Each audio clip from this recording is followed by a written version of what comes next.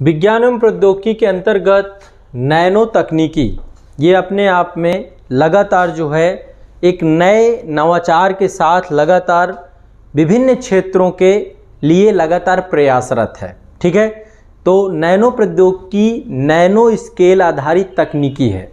जैसे कि आप देखते हैं वर्तमान में मान लीजिए कोविड-19 आया है ना, और कोरोना वायरस की वैक्सीन बनाई गई। लेकिन वैक्सीन बनाने के लिए जो सबसे सूक्ष्मतम इकाई है व्यक्ति की कोशिका है, कोशिका के अंतर्गत आरएनए और डीएनए है। तो आरएनए और कोशिका के स्तर पे अध्ययन करना चालू किया गया और उसके स्तर पे अध्ययन करके आरएनए और डीएनए जो उसके अंतर्गत पदार्थ हैं उससे जो है वैक्सीन बना दी गई है ना। उसी तरीके से फिजिक्स के अंतर्गत, भौतिक विज्ञान के अंतर्गत, क्योंकि हर चीज़ परमाणु से बनी हुई है, अणु से बनी हुई है, नैनो स्केल पे आधारित तकनीक यानी परमाणु के आधार पे अध्ययन करते हुए जिस तकनीकी के माध्यम से विभिन्न समस्याओं के निदान के लिए लगातार प्रयासरत किया जाए, यही नैनो प्रौद्योगिकी है।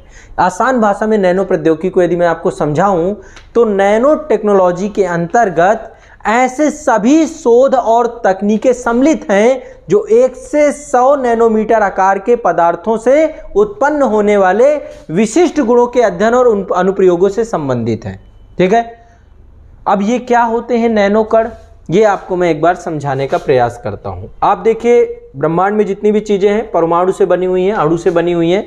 ये आप देख रहे हैं जो पीछे आपके डायग्राम है, ये डायग्राम एक नैनो कण का है। मैं आपको भी कुछ एग्जाम्पल आपको दिखाऊंगा। ठीक है, तो 1 से 100 नैनोमीटर तक आकार रखने वाले वे कण जो नैनो प्रौद्योगिकी के अंतर्गत देखते हैं। और ये क्या होते हैं, जब किसी भी कण को, किसी भी अणु को हम नैनो के स्तर पर देखते हैं तो वो अपने विशिष्ट प्रकार की क्या रखता है, एक प्रवृत्ति रखता है। विशिष्ट प्रकार की उसके अंतर्गत क्या होती है, एक क्षमता होती है, जिस कारण से वो जो है अनुप्रयोगिक तौर पे विभिन्न क्षेत्रों में विभिन्न प्रकार के कार्य दिखाई देता है, विशिष्ट गुणों से युक्त हो जाता है। ठीक है, जैसे आप एक अणु का ये नैनो स्केल पे आप एक जो है ग्राफ देख रहे हैं। मैं इसको कुछ और आपको आसान भाषा में दिखाता हूँ।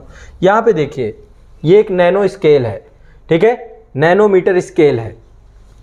ठीक है, इस नैनोमीटर स्केल पर आप देखिए यहाँ पे ये कुछ आपके कण हैं, 1 से लेकर के 100 नैनोमीटर स्केल। यहाँ पे देखिए ये नैनोमीटर स्केल में 1 से लेकर के 100 नैनोमीटर स्केल है ना। यहाँ पे प्रोटीन है आपके 1 नैनोमीटर, डीएनए की संरचना है ये आपकी 10 नैनोमीटर, और ये आपका वायरस है जो कि 100 नैनोमीटर पे है। इसके ऊपर ये जितने भी हैं सेल होती है ना, 10 की पावर 3, इसके बाद 10 की पावर 4, 10 की पावर 5। तो 1 नैनोमीटर बराबर कितना होता है, 1 मीटर बराबर 10 की पावर -9। 1 मीटर बराबर 10 की पावर -9 नैनोमीटर के होता है। ठीक है, तो यहाँ पे देखिए एक आप ऊपर कण देखेंगे, ये सिलिका का नैनो कण है जो अलग अलग सूक्ष्मदर्शियों से इसका चित्रित किया गया है। और यहाँ पे 20 नैनोमीटर पे इसको देखा गया है बहुत जूम आउट करके। इसके बाद इसको जो है 45 नैनोमीटर पे, फिर इसके बाद इसको 80 नैनोमीटर पे, और इसके बाद फिर इसको जो है 100 नैनोमीटर पर देखा गया है इस चित्र को। ठीक है, यहाँ पे मैं सोने का आपको दिखाता हूँ। सोना जैसे है आपका गोल्ड का एक यहाँ पे ये देखिए गोल्ड है, और गोल्ड के परमाणविक बल को सूक्ष्मदर्शी यंत्र के माध्यम से देखा गया है। 100 नैनोमीटर की ये सतह है। तो हर चीज क्या है, परमाणुओं से मिलकर बनी हुई है, अणुओं से मिलकर बनी हुई है।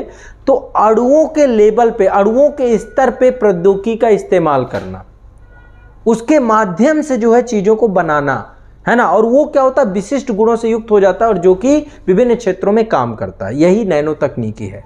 जब हम नैनो स्केल पे काम करने लग जाते हैं, नैनो स्केल पर जो है चीजों को हम डेवलप करने लग जाते हैं, तो यही नैनो तकनीकी है। ठीक है, एटम के लेवल पे चीजों को बनाना, एटम के आकार का चीज़ों को बनाना। अब मान लीजिए हमारे शरीर के अंदर बहुत सारी बीमारियां हैं है ना, और बहुत सारी बीमारियों को हम अभी बाह्य उपचार ही करते हैं। बाह्य उपचार कैसे, ऊपर से आपने टेबलेट खा ली, वो अंदर जाके काम करती है और वो जब करती है उसके बहुत सारे साइड इफ़ेक्ट्स होते हैं कि नहीं होते हैं, मल्टीपल साइड इफ़ेक्ट्स होते हैं। आप एक दवा खाते हैं, उसके मल्टीपल साइड इफ़ेक्ट्स हैं, बॉडी के कई हिस्सों को जो है वो प्रभावित करती है। लेकिन हम नैनो तकनीकी के माध्यम से जैसे नैनो रोबोट्स बना सकते हैं। नैनो रोबोट्स को हम अपने बॉडी में इंजेक्ट कर सकते हैं। नैनो रोबोट्स मतलब 10 की पावर माइनस एटम के आकार के, और वो रोबोट जा करके बॉडी के अंतर्गत टारगेटेड ड्रग्स डिलीवरी कर सकते हैं। बॉडी के जिस हिस्से में प्रॉब्लम है उसी हिस्से को ड्रग देंगे। इससे क्या होगा, बॉडी का बाकी हिस्सा जो है आपका साइड इफेक्ट से बच जाएगा। तो नैनो प्रौद्योगिकी के माध्यम से लक्षित दवा वितरण किया जा सकता है, टारगेटेड ड्रग डिलीवरी की जा सकती है। पहला प्रयोग तो ये हो सकता है, ठीक है। दवाओं को शरीर के उन हिस्सों में पहुंचाया जा सकता है जिन हिस्सों में कोशिका झिल्ली को जिसको सबसे ज्यादा आवश्यकता है, तो ऐसी सेल्स को हम टारगेट कर सकते हैं।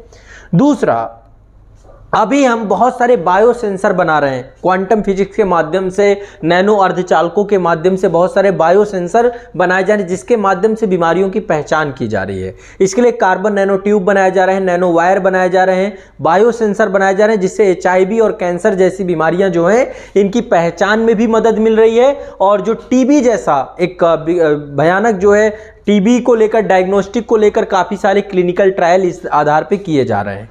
इसके अलावा जैसे मान लीजिए कैंसर है, कैंसर के इलाज के लिए वर्तमान में सबसे महत्वपूर्ण है आपका कीमोथेरेपी। कीमोथेरेपी के माध्यम से रेडियोलॉजी होती है।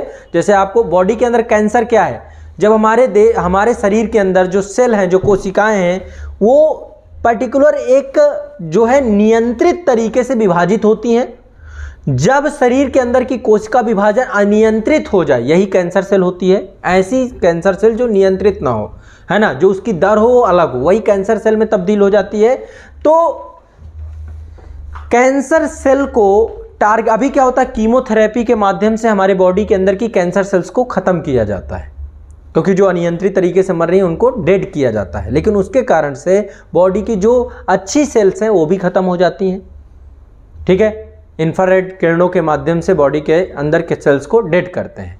लेकिन यदि हम नैनो तकनीकी का प्रयोग करें तो नैनो तकनीकी के माध्यम से हम टारगेटेड प्री प्रोग्राम्ड रोबोट बना सकते हैं, नैनो रोबोट बना सकते हैं जो जा करके उन्हीं कैंसर सेल्स को डिस्ट्रॉय करेंगे और शरीर को स्वस्थ कर देंगे। तो एक तो इस रूप में हम नैनो तकनीकी का हेल्थ सेक्टर में प्रयोग कर रहे हैं। इसके अलावा जीवाणुरोधी उपकरण बनाने के लिए हम नैनो तकनीकी का प्रयोग कर रहे हैं। इसके अलावा हम कोशिका पुनर्निर्माण में, कोशिका की मरम्मत, उसके पुनर्निर्माण में नैनो रोबोट्स का प्रयोग कर रहे हैं। इसके अलावा नैनो स्पंज बनाए जा रहे हैं जिसके माध्यम से नैनो स्पंज, जैसे आपने कोई ड्रग्स ले लिया या फिर मान लीजिए किसी ने साइनाइड ले लिया, जहर ले लिया, तो नैनो स्पंज के माध्यम से बॉडी के अंदर जा करके वो जो विषाक्त पदार्थ हैं, जो इन्फेक्टेड एरिया है, उस एरिया का इन्फेक्शन वो क्या करेंगे, अपने अंदर जो है सोख लेंगे। तो नैनो स्पंज बनाए जा रहे हैं। इसके अलावा नैनो पोर बनाए जा रहे हैं जो कि DNA सीक्वेंसिंग को लेकर के कार्य करेंगे।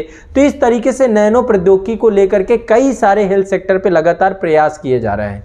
नैनो प्रौद्योगिकी सिंपल और आसान भाषा में नैनो स्केल पर काम करना, है ना, अणु के आकार को लेकर के चलना, अणु के आकार पे ही चीजों को लेकर के डेवलप करना। तो नैनो प्रौद्योगिकी वर्तमान में चिकित्सा प्रणाली में एक क्रांतिकारी परिवर्तन ला रही है और इसमें बड़े स्तर पे शोध और निवेश की अभी आवश्यकता है। भारत सरकार भी इसको लेकर के लगातार काम कर रही है। तो वर्तमान में नैनो प्रौद्योगिकी विभिन्न क्षेत्रों पर कार्य कर रही है, चाहे वो खाद्य प्रसंस्करण क्षेत्र, जैसे एग्रीकल्चर क्षेत्र है, तो एग्रीकल्चर में फूड प्रोसेसिंग क्षेत्र है, उत्पादकता को बढ़ाने के लिए, कीट नियंत्रण के लिए नैनो टेक्नोलॉजी का प्रयोग किया जा रहा है। ऊर्जा के क्षेत्र में हाइड्रोजन उत्पादन पे या फिर सोलर पैनल वगैरह जितने भी हैं सब पे जो है नैनो तकनीकी का प्रयोग किया जा रहा है। जो निर्माण क्षेत्र है, मैन्युफैक्चरिंग सेक्टर है, वहां पर भी नैनो तकनीकी का प्रयोग किया जा रहा है। जल शोधन में नैनो तकनीकी का प्रयोग किया जा रहा है। प्रतिरक्षा उपयोग में सैनिकों की सहायता, आप लोगों ने कभी एक मूवी देखी हो आंटमैन देखी है आपने? आंटमैन मार्वल ने एक सीरीज बनाई हुई है, आप देखेंगे, जो उसमें नैनो तकनीकी का ही तो पूरा का पूरा दिखाया गया उसमें, कि कैसे जो है उसमें नैनो सेल्स के माध्यम से एक व्यक्ति को जो है बिल्कुल छोटा, चींटी के से भी छोटे आकार में परिवर्तित कर दिया जाता है और अचानक से वो बहुत बड़ा भी हो जाता है।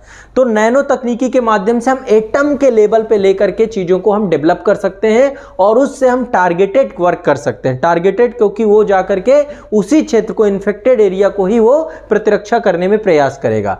ऐसे चिकित्सा में drug delivery, nano robot, cancer उपचार, इन विभिन्न क्षेत्रों में हम काम कर सकते हैं। ठीक है, तो नैनो टेक्नोलॉजी अणु के स्तर पर किया गया एक अनुप्रयोगिक प्रयोग है और इस डायरेक्शनली लगातार जो है काम, ये देखिए सब नैनो प्रौद्योगिकी और नैनो कण के लेवल पे ये सारे के सारे काम किए जा रहे हैं ताकि बॉडी को इन्फेक्शन से बचाया जाए। ठीक है, तो 1 नैनोमीटर जो है आपका मीटर का 100 करोड़वां हिस्सा होता है 10 की घाते -9। तो 1 नैनो स्केल से लेकर के 100 नैनो स्केल तक जो हम प्रौद्योगिकी का प्रयोग कर रहे हैं इसी को नैनो प्रौद्योगिकी कहते हैं। ठीक है, और इसमें जो है ये आप देख रहे हैं ये डायग्राम है। तो नैनो प्रौद्योगिकी के अंतर्गत जो कण हैं वो एक इकाई के रूप में दिखते हैं, यात्रा करने, गुण और व्यवहार करने में ये अपने आप को विशिष्ट कणों के तौर पे परिवर्तित कर देते हैं। ठीक है, तो यही आपका नैनो टेक्नोलॉजी है और इसी के तहत जो है हम विभिन्न प्रकार के क्षेत्रों में लगातार काम कर रहे हैं। ठीक है, तो ये आपका नैनो टेक्नोलॉजी से जुड़ा हुआ एक हिस्सा है।